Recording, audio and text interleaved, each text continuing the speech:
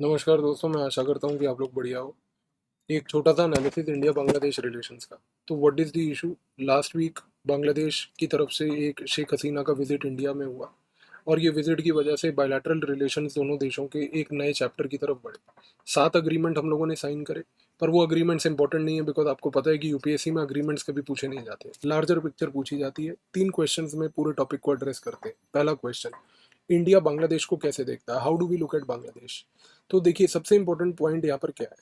सबसे इंपॉर्टेंट चीज़ दोस्तों ये है कि जब इंडिया इंडिपेंडेंट हुआ 1947 में, उसके बाद एक सुपर पावर्स की तरफ से, खास करके यूएस और यूके, इन लोगों की तरफ से एक अटेम्प्ट रहा कि एक इंडिया जो एक नॉन अलाइंड कंट्री थी उस समय, वो इंडिया को एक तरीके से रिस्ट्रिक्ट करना चाहते थे, उसके एम्बिशंस को करटेल करना चाहते थे, क्योंकि वो ये दिखाना चाहते थे कि इंडिया के बस का नहीं है कि वो अपने नेबरिंग कंट्रीज को मैनेज कर पाए। तो इसीलिए India is not a rightful Clement for a global super power status. अब दिक्कत क्या हुई? दिक्कत ये हुई दोस्तों कि बार बार सुपर पावर्स पाकिस्तान को यूज करते थे, उसको प्रोवोक करते थे, उसको सपोर्ट करते थे by giving them arms and ammunition. और पाकिस्तान क्या करता था कि वो आर्म्स एंड एमुनिशन और सपोर्ट का लेके इंडिया के ऊपर प्रयोग करता था in the form of Wars and conflicts. अब जब इंडिया के ऊपर वॉर्स और कॉन्फ्लिक्ट्स होते थे, जो 1947 में भी हुए, 65 में भी हुए, फिर 71 में भी हुआ, तो बार बार इन वॉर्स की वजह से पूरे सुपर पावर्स ने एक परसेप्शन क्रिएट करने की कोशिश करी इंडिया के बारे में कि इंडिया इज अ कंट्री जो अपने नेबर्स को स्टेबलाइज और पीसफुल कभी देख ही नहीं सकती है। इसी कारण से एक इमेज ये बन गई दूसरी कंट्रीज के माइंड में कि जब इंडिया अपने नेबरहुड की कंट्रीज को एक तरीके से पीसफुली नहीं देख सकती, तो how can it play a global role? तो ग्लोबल रोल के लिए तो वो कोई क्लेमेंट है ही नहीं उस सिनेरियो में।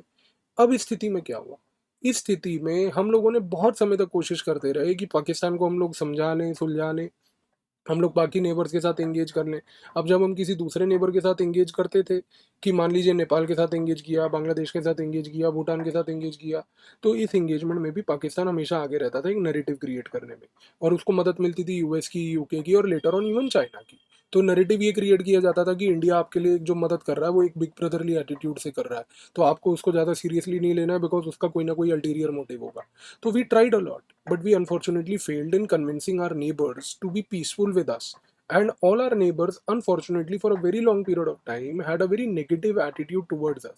But then the Modi government brought about a new shift in the way we look at our neighbors. How? That is the second question. In the second question, now you have to understand one thing, कि जब से Modi government आई उसने एक चीज को पकड़ा कि भाई देखो, हमारे नेबरहुड एंगेजमेंट में अगर कोई इरिटेंट है तो वो है पाकिस्तान।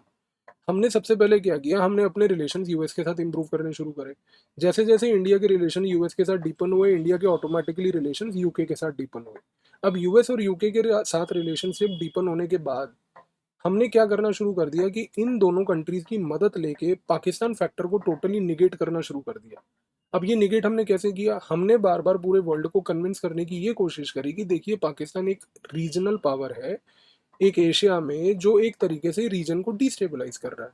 एक ऐसी कंट्री है, एक ऐसा पावर है जो रीजन को डिस्टेबलाइज करने में लगा है। हमने पूरे वर्ल्ड के सामने पाकिस्तान का स्टेट स्पॉन्सरशिप ऑफ टेररिज्म रखा। हमने फाइनेंशियल एक्शन टास्क फोर्स में ले जाके पाकिस्तान को एक इरिटेंट कंट्री, एक टेररिस्ट स्पॉन्सरशिप कंट्री को, उसको एक टैग दिलवाया। इसकी वजह से क्या हुआ कि पूरे वर्ल्ड में एक परसेप्शन बैठा कि भाई Pakistan is basically an irritant in fostering cooperation in south Asia. और जब ये हम लोग कर रहे थे, उसी समय दोस्तों पैरेलली हम लोगों ने बांग्लादेश हुआ, नेपाल हुआ, भूटान हुआ, श्रीलंका हुआ, इन सारी कंट्रीज के साथ एंगेजमेंट शुरू कर दिया। इस कॉन्टेक्स्ट में हमें अब बांग्लादेश को देखना है। तो Bangladesh thereby over a period of time has become one of the very crucial elements of our foreign policy. Pakistan जब जब जाके ये बात बोलता था कि भाई आप इंडिया से एंगेज मत कीजिए बिकॉज इंडिया का कोई अल्टीरियर मोटिव होगा, अब हमने पाकिस्तान को ऐसा प्रेजेंट कर दिया पूरे सिनेरियो में कि आज की डेट में पूरा वर्ल्ड पाकिस्तान को सीरियसली लेने को तैयार नहीं है। क्योंकि सबको, पूरे कंट्रीज को वर्ल्ड में ये बात पता चल गई कि भाई Pakistan is a country that does not mean business.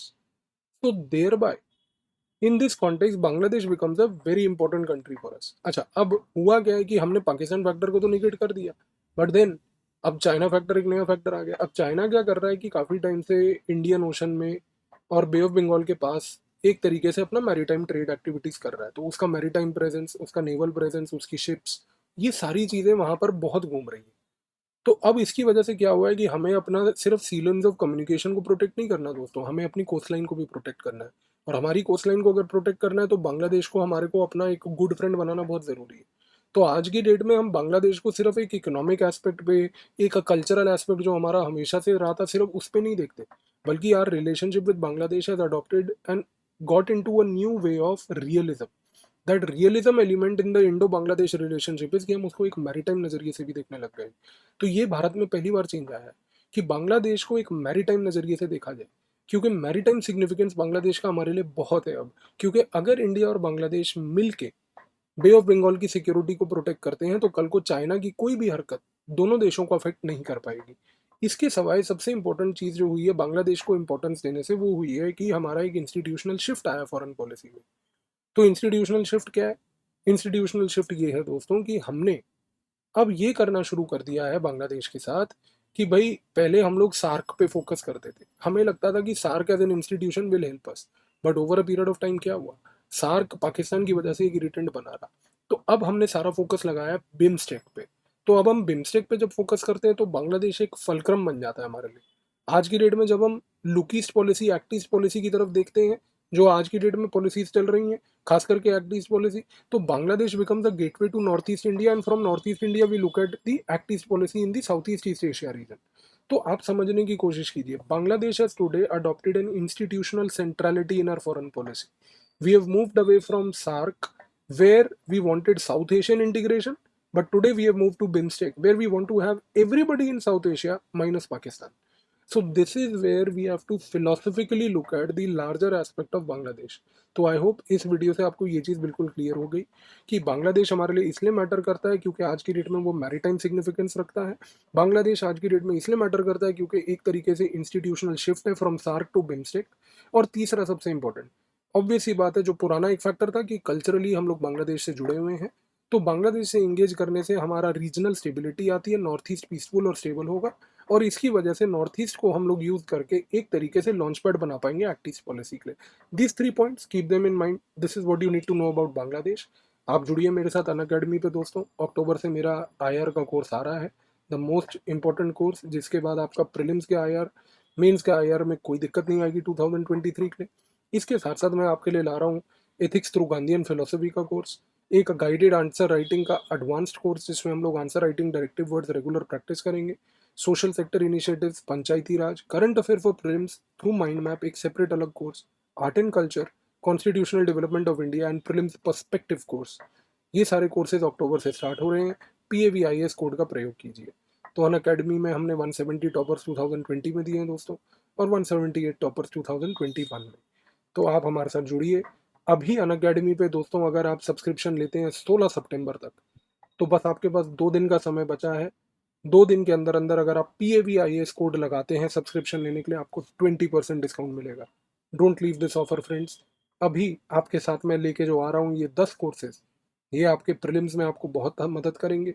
आज ही सब्सक्रिप्शन लीजिए, 20% ऑफ लीजिए, PAVIS कोड का प्रयोग ज़रूर कीजिएगा।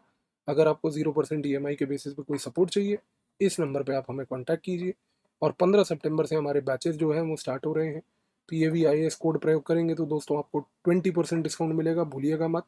और आइकॉनिक सब्सक्रिप्शन लेंगे तो ये बेनिफिट्स हैं हमारे, including daily answer writing and 1-on-1 live mentorship, और साथ में UPSC की मेंस टेस्ट सीरीज जो है 2023 वालों के लिए 30 सेक्शनल टेस्ट और लाइव एनालिसिस वगैरह के साथ। और साथ में 18 सितंबर को संडे को 11 बजे वापस से कॉम्बैट 50 क्वेश्चन 60 मिनट में, जिसमें हम लोग सब क्वेश्चंस मिलकर बनाते हैं आप लोगों के लिए, उसमें मिलेंगे। डाउट दरबार है दोस्तों, 13 से 27, 14, 28 और 15, 29 को। और साथ में ये ऑप्शनल है अनअकैडमी के। PAVIS कोड का प्रयोग करके तुरंत आज ज्वाइन कीजिए दोस्तों। 20% सब्सक्रिप्शन ऑफ चल रहा है, 2 दिन बचे हैं। अपने फ्यूचर के साथ मत खेलिए। मिलेंगे अनअकैडमी पे। Thank you.